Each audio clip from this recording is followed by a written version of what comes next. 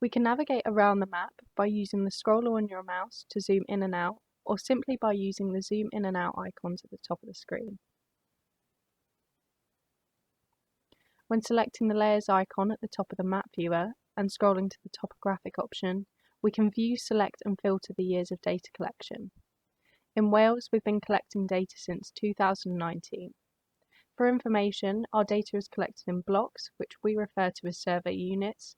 You can view the survey units and their boundaries by scrolling to the bottom of the layer options and clicking the survey units option. If we want to select a specific area, we can do this by using the selection tool to draw a polygon around our area of interest. To finish creating your selection, double-click your mouse.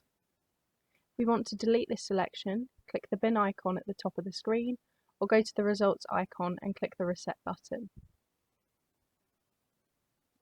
We can also use the measure tool to tell us the spatial extent of our selected area. In order to view the results from our selected area, we navigate to the results icon at the top of the screen, select the topographic option and any of the following data files you require. Here I'm going to select all of the options.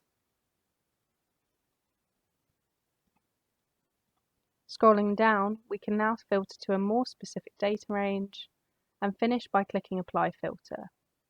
We can view the results by selecting the results option at the top of the screen, where we can see in this window the date, type, detail, size, file name, metadata and data format.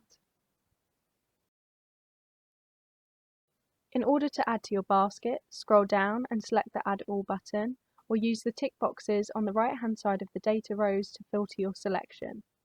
In order to view your basket, select the basket option, and if you click the summary option, you can view your total file count and total file size.